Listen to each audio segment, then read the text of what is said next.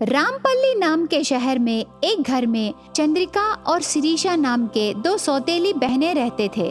दोनों 10th class exams लिख के रिजल्ट्स के लिए वेट करते समय एक दिन रिजल्ट्स आते हैं। चंद्रिका इधर मंडल में और उधर स्कूल में फर्स्ट आती है, पर शिरीषा जस्ट पास मार्क से पास होती है। गाड़ी में फल बेच के आए उनके पिता दामोदर के पास जाके खुशी से चंद्रिका ऐसे कहने लगी, पापा पापा, मैं स्कूल में ही नहीं बल्कि इस मंडल में ही फर्स्ट आई पापा। ऐसे चंद्रिका कहती है। वो बात सुन के बेटी के चेहरे में खिलती हुई खुशी को देख के खुश होता है उसका पिता दामोदर। ये बहुत खुशी की बात है बेटी, तू मेरी सोना है सोना। अभी तेरी बहन शिरीषा के मार्क्स देखते हैं। शिरीषा, तेरे मार्क्स बताना बेटी। ऐसे कह के शिरीषा के मार्क्स पूछता है पिता दामोदर। पास मार्क्स से पास हुई पापा, मैं क्या करूं? मेरी दूसरी बेटी को नाक पर ही रहेगा गुस्सा। दूसरी बेटी क्या पापा? दूसरी बेटी? क्या आप प्यार से छोटी बेटी कह सकते हो ना? आपका प्यार पूरा इस पहली बेटी को ही क्या? देखो बेटी, तुम दोनों को प्यार करने का अंतर तेरी माँ के प्यार में रहेगा, इस पापा के प्यार में नहीं रहेगा। दीदी का सेंटर बहुत लूज था पापा, इसलिए वो बुक्स देख के लिख दी और मंडल में फर्स्ट आई। लेकिन मेरा एग्जाम सेंटर वैसे नहीं है, मुंह मोड़ने से मुंह तोड़ के हाथ में दे देते थे। ऐसे कह के शिरीषा और उसकी माँ गुस्से से बेडरूम के अंदर चले जाते हैं। ये देख के दामोदर और चंद्रिका दोनों दुखी होते हैं। पापा, क्यों मौसी मुझे पसंद नहीं करती? वो तेरी सौतेली माँ है ना बेटी। ऐसे कह के चंद्रिका को मनाने लगता है दामोदर। बेडरूम में रही शिरीषा उसकी माँ से बातें करके चंद्रिका के ऊपर एक षड्यंत्र रचाती है।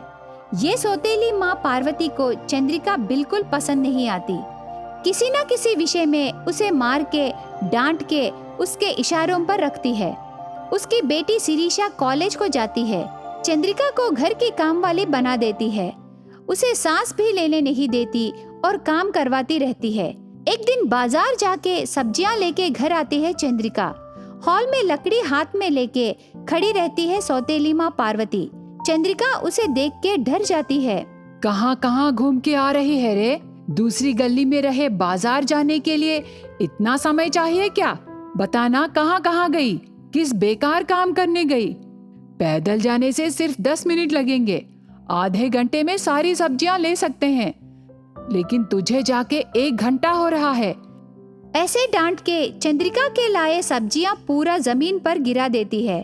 टमाटर को लेके उसके ऊपर रहे धाक को दिखाती है। पैसे भी चले गए और सब्जियां भी चले गए। तेरा दिमाग कहाँ है रे? तू 10th क्लास कैसे पास हो गई? मुझे अभी तक समझ में नहीं आ रहा। सच बोलना रे, तू देख के लिखी ना? नहीं मौसी, मैं पढ़ के लिखी। मैं देखी नहीं, मैं बहुत अच्छे से पढ़ाई की मौसी। मैं अभी भी पढ़ूंगी मौसी। बहन के साथ मुझे भी कॉलेज भेजना। कॉलेज वॉलेज कुछ नहीं है, पहले तू घर का काम करना और खाना बनाना सीख ले।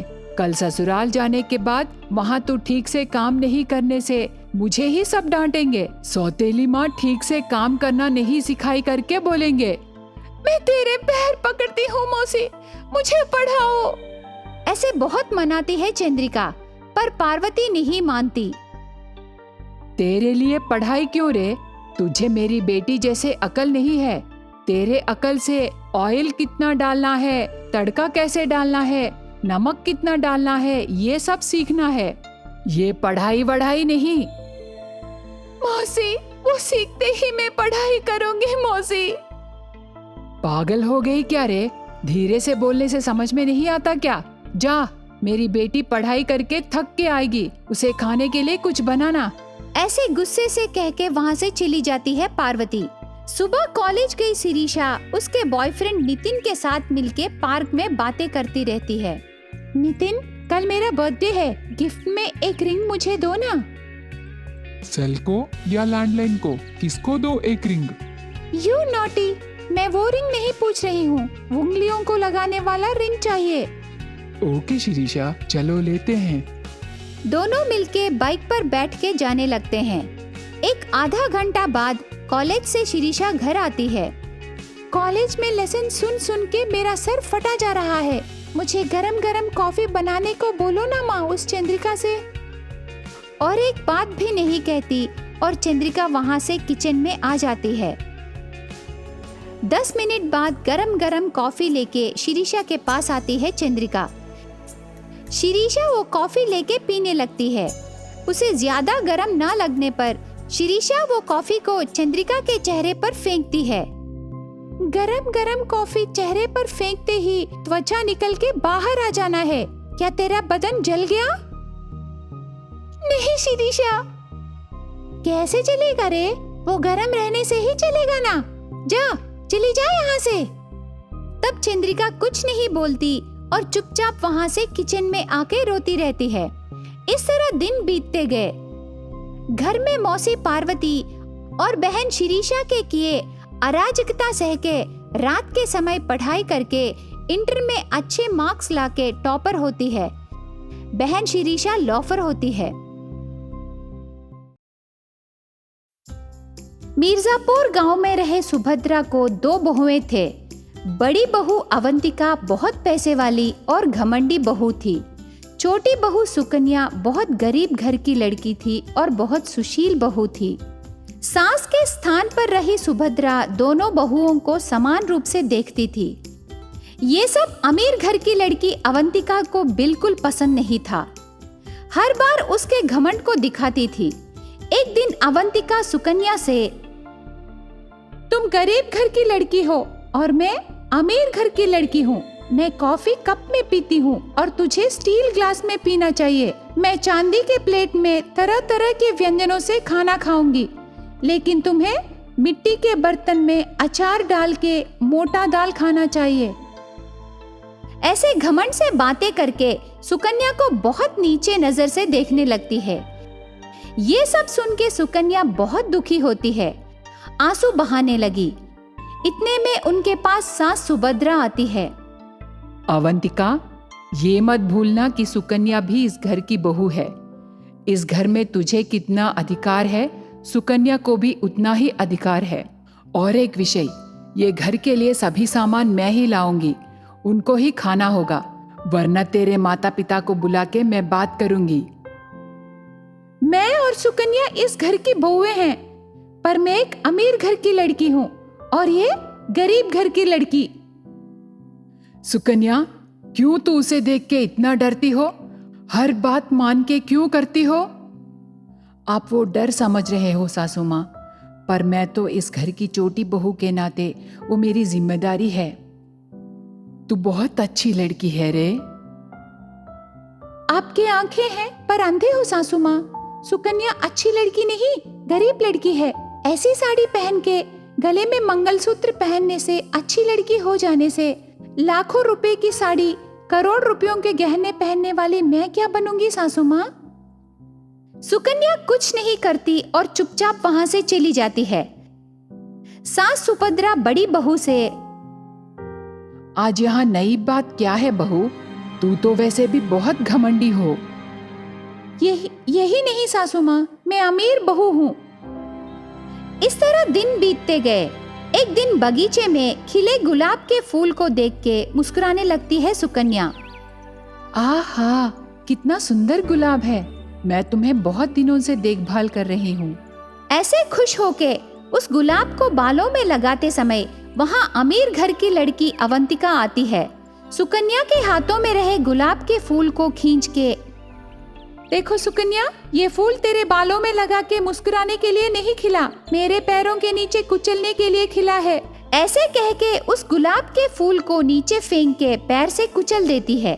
ये सब देख के सुकन्या बहुत दुख होके वहाँ से चली जाती है। ये सब दूर से सास सुभद्रा अमीर और गरीब बहुओं को देखती रहती है। हे भगवान, इस अमीर घर की लड़की मेरी बड़ी बहू का घमंड कब कम होगा? हम इसे और सह नहीं सकते। ऐसे भगवान से प्रार्थना करने लगती है। ऐसे दिन बीतते गए। एक बार अमीर घर की लड़की अवंतिका उसके सभी जेवरात पहन के पैसों को पलंग पर बिछा के उन पैसों पर सोती है। वो बहुत खुश थी। उस पलंग से थोड़ी दूर पर रहे दीवार पर खड़े होके सुकन्या आंसू बहाने लगती है। मैं बहुत भाग्यशाली हूँ। मेरे पास बहुत सोना है और करोड़ रुपए हैं और शेयर मार्केट में भी इन्वेस्टमेंट है। ये सब मुझे क्यों दीदी? ये बता, मुझे क्यों बुलाई? तू बहुत बदकिस्मत है सुकन्या। क्या तूने कभी जिंदगी में इतने सारे गहने और इतने पैसे कभी देखा है? यहाँ मुझे ठहरना ठीक नहीं है दीदी। मैं किचन में जाऊंगी। किचन करके हम जैसे अमीरों को बोलना चाहिए, तेरे जैसे गरीबों को रसोई घर कहना चाहिए। सुकन्या चुपचाप से आंसू बहा के वहां से चली जाती है। कमरे के बाहर खड़े होके सब कुछ सुनती है सुभद्रा। वो तुझे रुलाने के लिए ऐसे कह रही है सुकन्या, तुम दुखी मत होना। नहीं सासू माँ, माता पिता के रूप में सास ससुर रहेंगे करके आप निरूपण किए। ऐसे 4 दिन बीत जाते हैं। सास और छोटी बहू आपस में बातें करने लगे।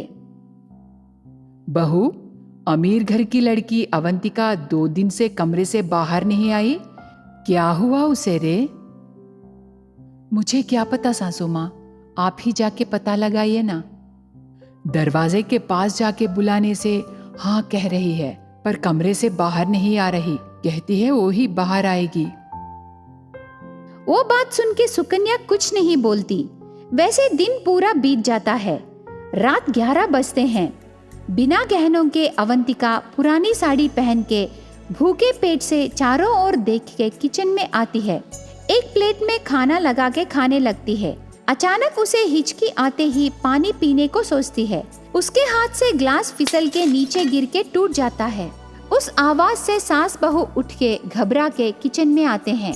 वहाँ चोरी से स्टील प्लेट में खाना लगा के खाती अवंतिका दिखाई देती है।